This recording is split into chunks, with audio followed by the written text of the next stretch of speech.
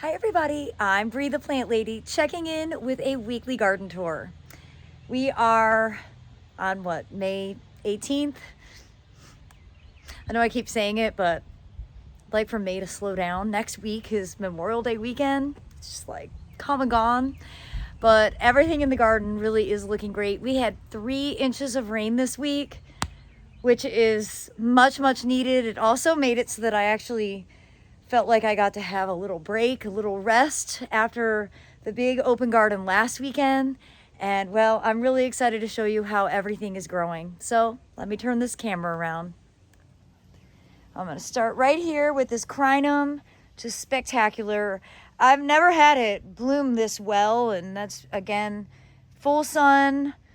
It's just really in an ideal spot. Soon it's going to have a clashing of colors as these tiger lilies bloom, which I did not plant any of these tiger lilies. These are all volunteers. I'm not exactly sure how they first got here, but they do set bulbils, which are like dropping all over the ground. And you can see that it's a bulbil right there that's trying to germinate and grow more plants. And that's why I have so many. I'm definitely planning on doing some tear outs because I don't need this many at all. When we do the renovation of this bed, which hopefully will be in the next couple of weeks, probably going to do some fairly significant changes in general. We addressed this bed in 2020 and made some big necessary changes, but it still needs more to be done. So a lot of the original plant material, well, like those compacta hollies are original to the house, so they're from the mid 90s. But a lot of the woody material, like these dwarf conifers and stuff, are from my original installation. And I'm just not that interested in dwarf conifers anymore. I think we could do something more interesting, really make this bed feel like it's more part of the front yard patio. So Aiden and I were talking about it, and he agrees with furniture placement as long as there's a way to get to it. And we did this patio extension back in 2020, and he's envisioning like a pathway that actually goes from the sidewalk over, which would be really user friendly. So I'm excited to come up with some stuff. I think once we start doing tear outs, it'll just be really exciting. So I do hope that you will stay tuned to watch our progress on that front. Now to show you here, the 3 inches of rain has made a lot of the stuff flop over. And that's okay, because we're definitely now just at the stage of it's pretty, I'm enjoying it, I'm not trying to micromanage it, and really tomorrow I'll start collecting seed. So this will probably be the first bed that I completely clear once I harvest all the seed. We have a ton of bachelor buttons in our neighborhood entry, so I will have plenty to be able to harvest for sales in the fall. But I'm really looking forward to getting the rest of this bed planted for the summer, because the summer plantings that I installed have really gotten me excited and inspired. I'm absolutely obsessed with this salvia. I think it is the coolest plant. Of course, I love Cleome in general. I love that it looks like marijuana. It kind of smells like marijuana, but it's not. And this is a seedless variety from Proven Winners. And the Nephafia is bringing me great joy. And of course, that's a South African native. So when I see it blooming, it just kind of like reminds me of my great experience in South Africa earlier this year. The Evolvulus is really coming on strong.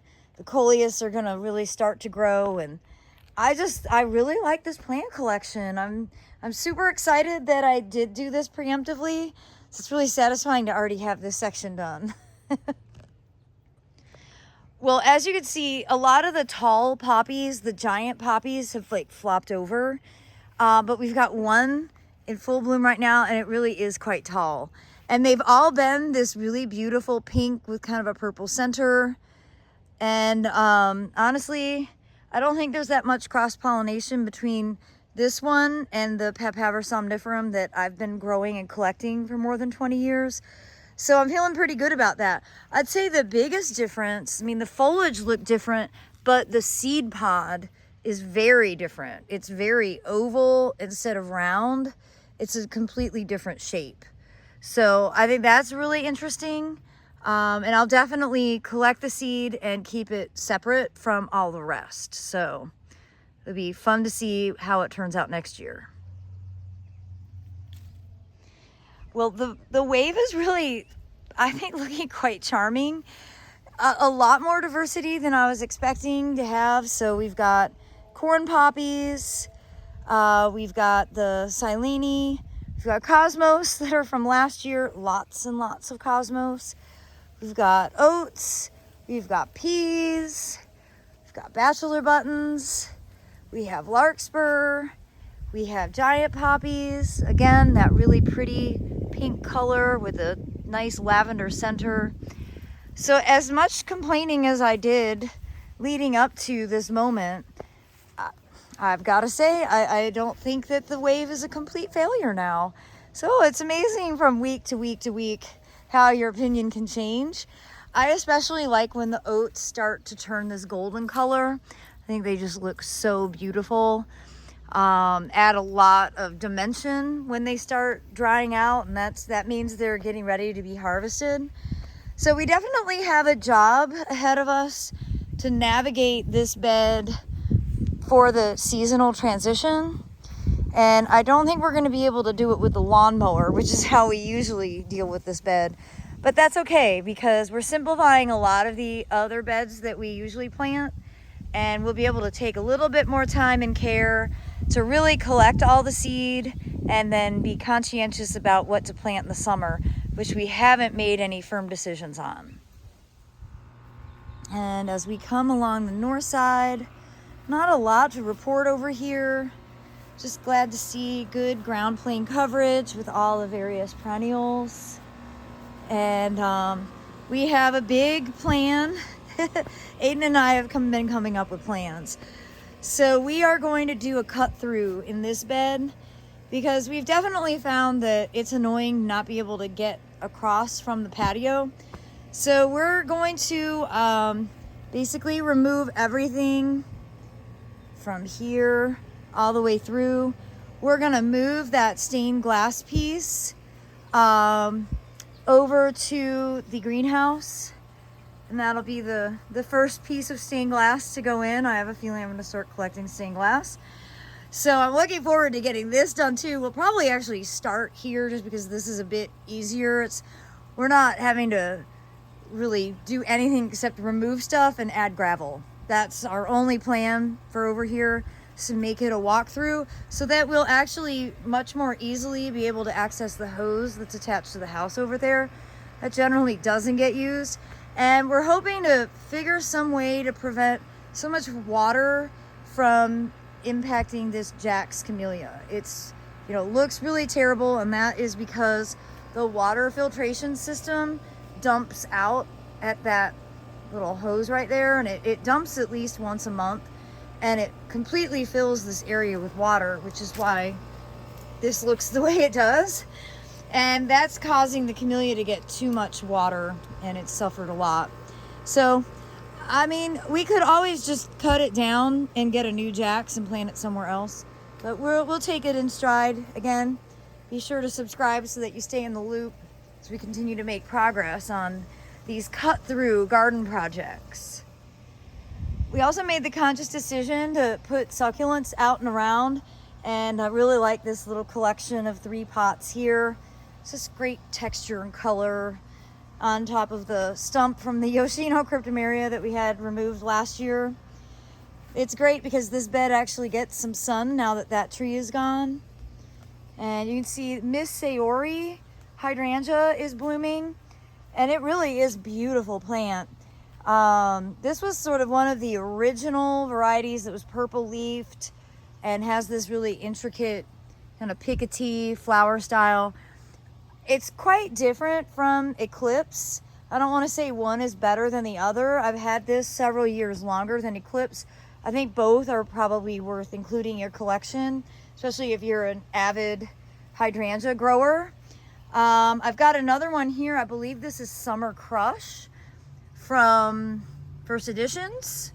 And it's great to see that it's blooming. I don't think it bloomed for me last year, probably because of the holiday freeze. So great to see that's flowering. And well, I'm really just quite happy with this bed, even though the arugula is starting to germinate, as is nutsedge, which is, you know, a horrible plant. We have a lot of nutsedge in this bed. That's what this tiny little green is. And this is the stage where you could hit it with sedge hammer and it might actually kill it. So I probably won't do that, but it is an option. And I just posted a container tour, so you can watch that. But all the containers that we planted right before Open Garden are doing really well. I did say in that tour, like, this is the season where tomatoes make you think that all is good. And that's just because it hasn't been hot. Well, it's been hot, but it hasn't been realistically hot. So, you know, enjoy them now. Know that they might give you some heartache 6 to 8 weeks from now. Of course, all of these succulents look awesome. I just love the mangave so much. The amount of effort versus enjoyment that I get from them, boy, they are so worthwhile. And you can see poppies are continuing to bloom. Most are finished, so we're just at the stage waiting for seeds to ripen. And my broccoli in this patch is doing really well. I don't see as many broccoli heads as I'd like to see. Not really sure this is going to end up amounting to being all that much to harvest. And see, I missed this one and it's already flowering. And it really didn't produce a very big head, and that's just because we've been quite hot. There's one over there that's starting to bolt that I just need to go ahead and grab.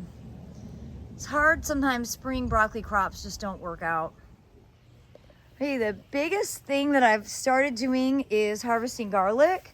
And I've obviously just done the back half of the feed tank bed. And that's because quite a bit of it was starting to like be completely senesced, and it gets too dead and it makes it hard to pull out. So far looking good. Nice big clumps. Gonna let it cure for a while. Gonna go ahead and braid a bunch of this and then hang it up to dry. And unfortunately, the voles are eating my agapanthus. Stupid voles.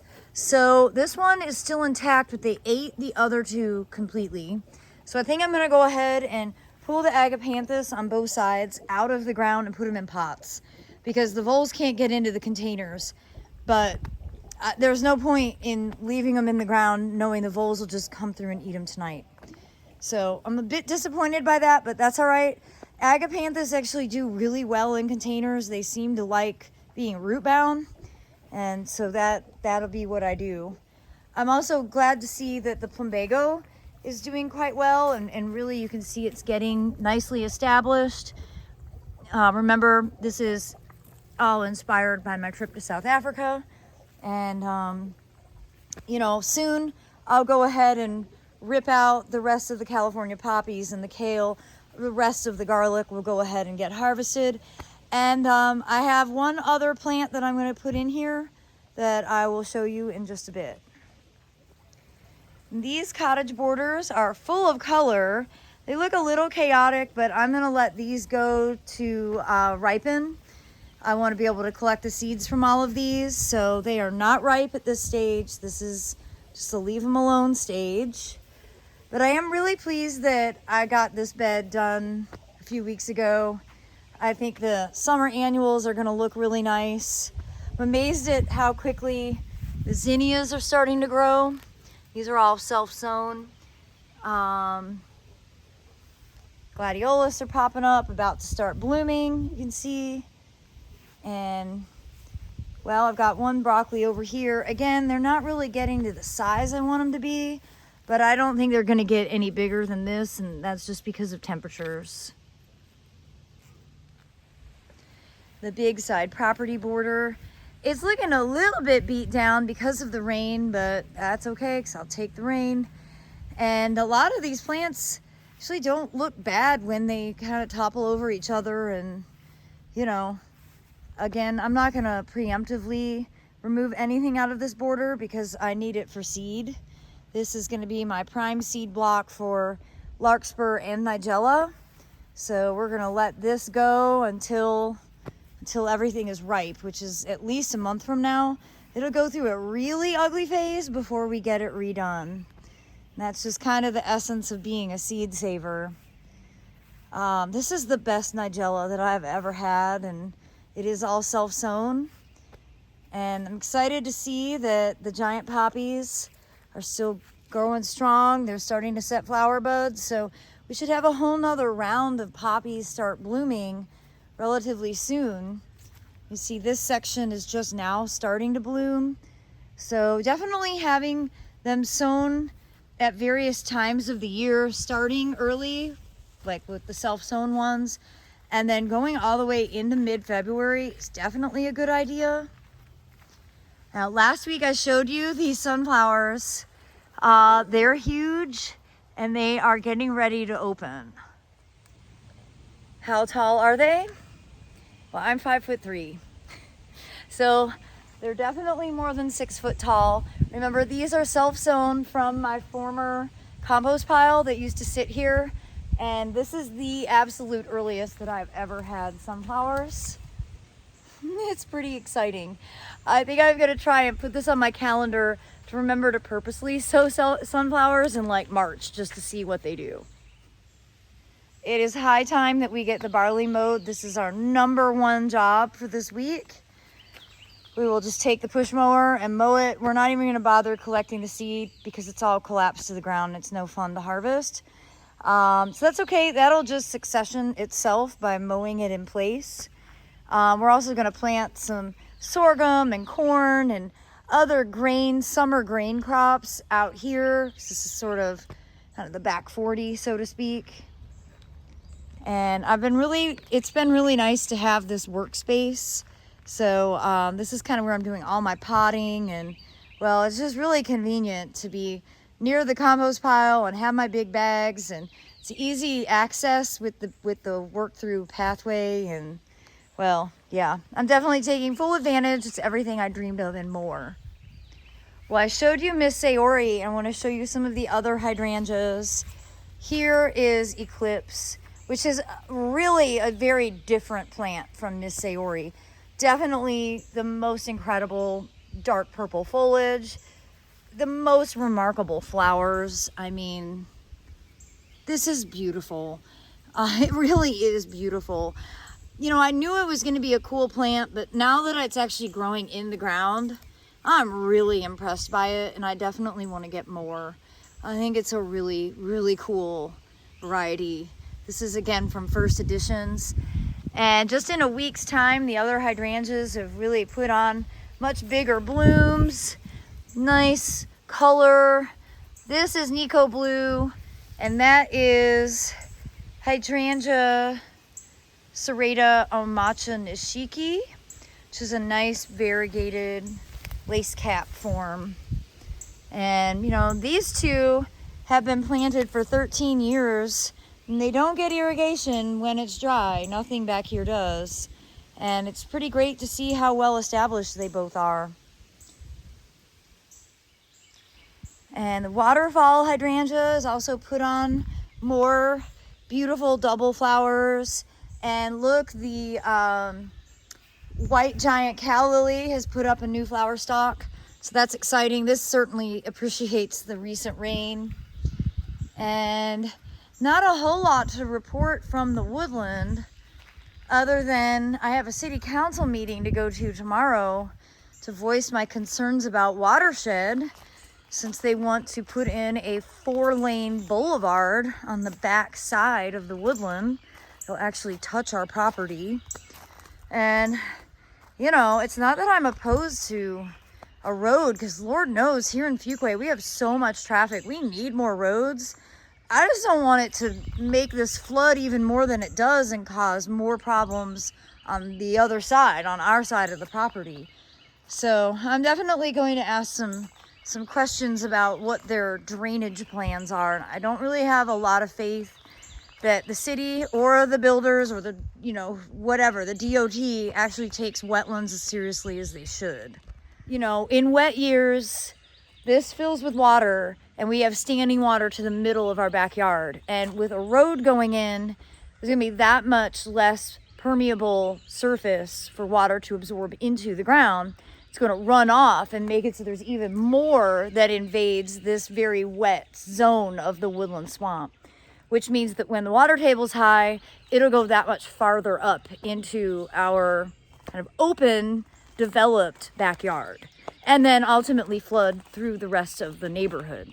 So all the effort that we've put in to clear the woodland and increase drainage to help dry out the front of the neighborhood could be absolutely for nothing if they put this road in and don't take into consideration how much more water is going to run down into this.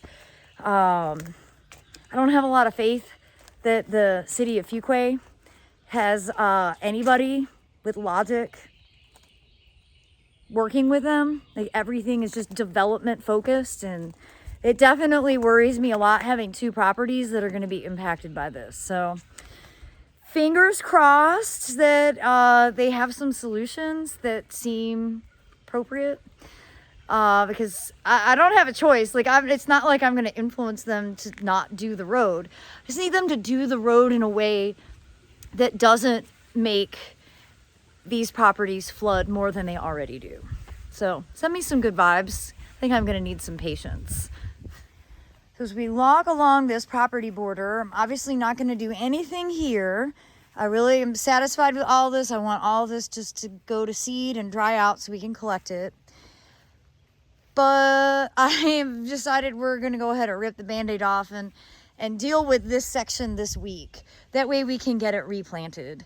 And though we were thinking we would be able to do it with a mower, I don't think it's going to be that easy. I think it's probably going to be easier for us to come in and actually just cut stalks off or even pull them out.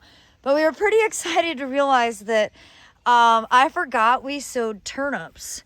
And look, we've got some pretty nice turnips to harvest in here. And I love turnips. Roasted turnips, I think, are one of the most delicious things ever. So hopefully they're not too woody. They might be a bit woody since they did flower. Like, here's another turnip that's in bloom. It has a nice big one down there. But we'll see when we pull them up and cut them off and see how they are to bring into the kitchen and eat. I love turnips. I love rutabagas. Just, you know, I can't be picky about vegetables. They're about the only thing I can consume.